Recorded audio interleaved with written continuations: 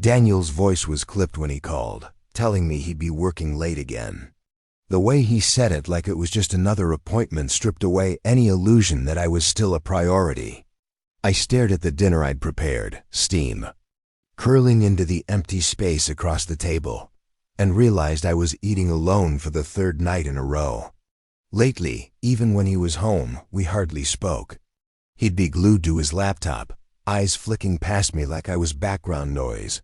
Alex arrived 2 days later, dragging a duffel bag and an easy grin. He said he needed a break from his mom's place, but I suspected it was more about avoiding the tension he had with his father. I hadn't seen him in over a year, and the difference was impossible to ignore. The lanky college kid had filled out broad shoulders, easy posture, and a kind of quiet self-assurance that made you look twice. His hug lingered just a fraction longer than it needed to, and when he pulled back, his eyes held mine a second. Too long. That night, Daniel didn't bother coming home. Alex and I ended up eating together. What surprised me wasn't just how effortless the conversation felt, but how much I found myself leaning in, actually listening. He asked about my work, remembered details from things I'd told him years ago. I laughed more in that hour than I had in weeks. He helped clear the table, brushing past me in the narrow kitchen. His hand grazed mine when he took a plate, and, though it could have been nothing, my skin reacted as if it had been intentional. Later, while I loaded the dishwasher, I could feel his gaze from the corner of the room, steady and unhurried. The next day, while Daniel was stuck in meetings, Alex offered to help with errands. We moved through the grocery store side by side, our small talk laced with an unspoken awareness. Once, reaching for the same item, his fingers covered mine. He didn't pull away right away, and I didn't force him to. By the time we got home, the air between us felt different, thicker somehow. I told myself I was imagining it, that he was just being friendly, but my pulse didn't agree. Later, I found him in the living room, stretched out on the couch, flipping through channels. He asked if I wanted to watch something, and I sat down at the opposite end. Halfway through a movie, he shifted, his legs brushing mine. Neither of us moved. In the quiet moments, I caught myself studying him. The way he leaned forward when he talked, the way his eyes didn't dart away when mine met his. It was unsettling, the way he seemed to see right through me, like he knew exactly what I was thinking and didn't mind letting me know. That night, Daniel called just before bed. I sat in the dark, phone pressed to my ear, pretending I was fine. When the call ended, I walked toward my room, passing the dimly lit hallway. Alex was standing there, leaning against the wall. His eyes tracked me as I moved past him. I didn't say a word. I just closed my bedroom door, my heart pounding in a way I couldn't ignore. The next morning, I found a coffee mug on the counter and realized he'd been up before me. There was no note, no message, just the lingering trace of his presence. It was enough to keep me unsettled the rest of the day. Every time he entered a room, I felt my attention snap toward him. Every time his arm brushed mine, I felt a jolt I couldn't explain away. When I passed by the guest room later, the door was half open. He was sitting on the bed, scrolling through his phone. He looked up at me with that same unreadable expression, half challenge, half invitation. I didn't step inside, but I didn't close the door either. Something had shifted between us, something I couldn't name yet, but could feel in every nerve. That night, I lay awake, staring at the ceiling, listening to the soft creak of the floorboards in the hallway. I knew it was him. His steps slowed near my door, stopping just outside. For a moment, I thought he might knock. He didn't. The footsteps retreated, and the silence that followed was somehow louder than if he'd stayed. I turned onto my side, pulling the blanket tighter, but the echo of his gaze, the warmth of those brief touches, stayed with me long after. And somewhere deep down, I already knew I wouldn't try to stop whatever this was becoming. The rain had started mid-afternoon. tapping against the windows until the power finally cut out. The house fell into a soft, dim stillness lit only by a few candles in the living room. Alex dropped onto the couch across from me, tossing me a blanket with a crooked smile. We talked without the distraction of screens or background noise, our voices low, carrying easily in the quiet. He told me about the tension with his dad, how he'd always felt like he was competing with work for attention. I listened, hearing in his words the same neglect I'd been feeling for years. At some point, he shifted closer, leaning in to make a joke about how someone like me could still be married to someone who never seemed to be around. I laughed, but it lingered. In the air between us, more confession than humor. He started showing up in small ways after that, bringing in groceries without being asked, fixing the loose cupboard door, making coffee in the mornings. Every gesture felt deliberate, like he was proving something his father hadn't. One evening, while I was reaching for a box on the top shelf, I lost my balance. His hands caught my waist, steady and warm, holding me there for a second longer than necessary. I froze, aware of his breath close to my ear. When he finally let go, he stepped back slowly, his eyes locked on mine, waiting for me to react. I didn't say anything, just turned back to what I was doing, but the air felt heavier afterward. The unspoken moments kept multiplying, his gaze brushing over me when he thought I wasn't looking, the way his voice dropped slightly when we spoke alone. One night, after Daniel called to say he'd be gone for another week, Alex offered to make dinner. The kitchen filled with the smell of garlic and butter, soft music playing from his phone. We shared a bottle of wine, the kind of conversation that slipped from light teasing into something more intimate without either of us acknowledging it. At one point, he reached across to pour me another glass, his fingers grazing mine, his eyes holding just a second too long. I could feel the shift in my chest, like a slow pull forward that I couldn't stop. By the time we'd finished eating, the plates were still on the table, and we were standing closer than we needed to be. I could hear my own heartbeat in the silence that stretched between us. His gaze didn't waver, and I felt the room shrink around us until there was nothing else. He didn't touch me, didn't step forward, but he didn't need to. The weight of what almost happened was enough to make my skin burn. I stepped back first, mumbling something about being tired, breaking whatever had been holding us there. As I walked down the hall, I knew he was watching me. I didn't turn to check, but I felt it. Later in bed, I stared at the ceiling, the sound of the rain fading outside, but his face, those steady eyes, that quiet challenge stayed with me. When the floor creaked in the hallway again, my breath caught, waiting. His footsteps slowed near my room, stopping for a few long seconds before moving on. The next morning, he was already in the kitchen when I came down, handing me coffee without a word. His fingers brushed mine as I took the mug, a small contact that felt like it carried everything from the night before. I told myself it was nothing, that it would stay nothing, but I didn't pull away. Neither did he. Through the day, our conversations carried a different weight. Each smile, each look, an echo of something we hadn't acted on yet.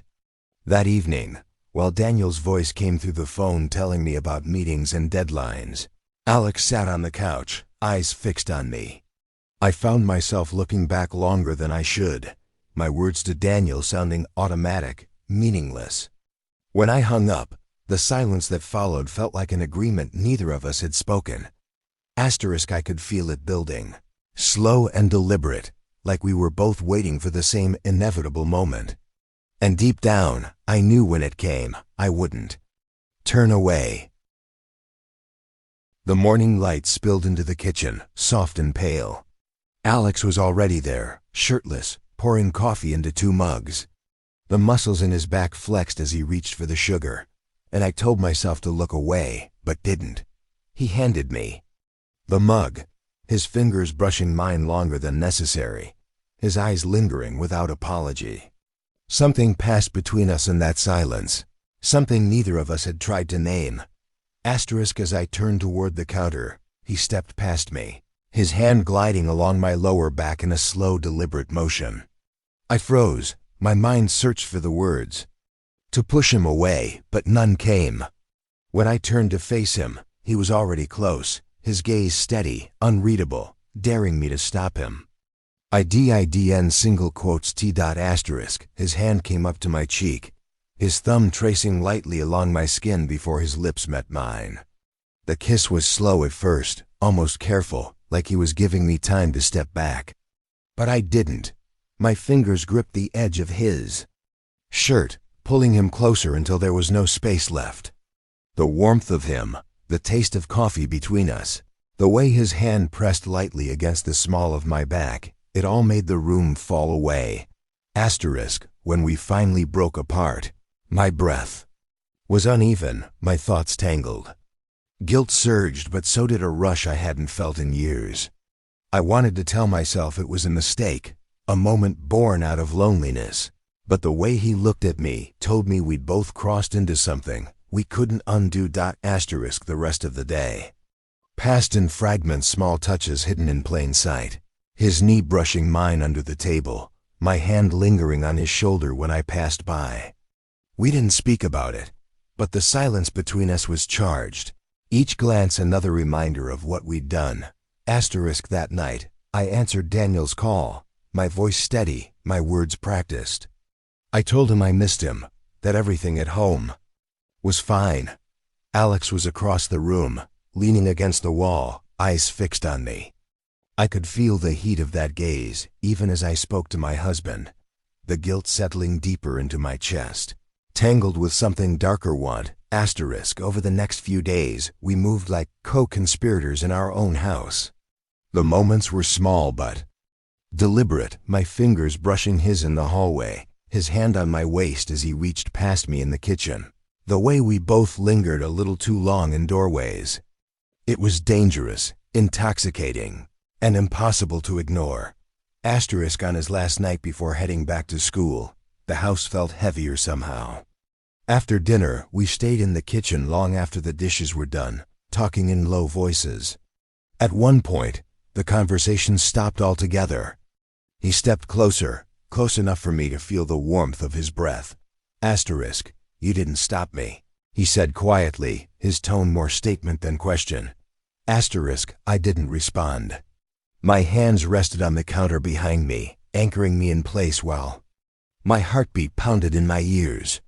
He reached up, tucking a strand of hair behind my ear, his fingers trailing down my neck before he stepped back. That was it. No kiss, no touch beyond that. But it felt like more than anything else we'd done. Asterisk the next morning, he was gone. His room was empty, the bed neatly made, the scent of his cologne faint in the air. I stood in the doorway, staring at the space where he'd been, feeling the quiet press in around me. Asterisk, I walked through the house, coffee in hand, every room exactly as it had been before he arrived. But I wasn't the same, I couldn't be. The memory of his touch, his gaze, the way he'd said those words, they stayed with me, winding into every thought, refusing to let go. Asterisk, I told myself I'd move on, that this would fade into the background of my life like so many other things. But as I stood at the front door, staring out at the empty street, I knew I was lying to myself. Some lines, once crossed, can't be stepped back over. And I had crossed mine without hesitation. The first week after Alex left felt unnervingly still. The house was quiet, yet every room carried a trace of him.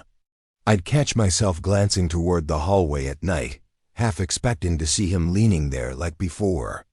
When Daniel finally came home, he moved through the house with the same distracted energy he always had, phone in hand, mind elsewhere. His presence filled the space, but it didn't touch me. I found myself answering his questions with short, automatic responses, hiding behind routines that no longer felt natural. Asterisk, when Daniel kissed me hello, it was quick, a habit more than anything else.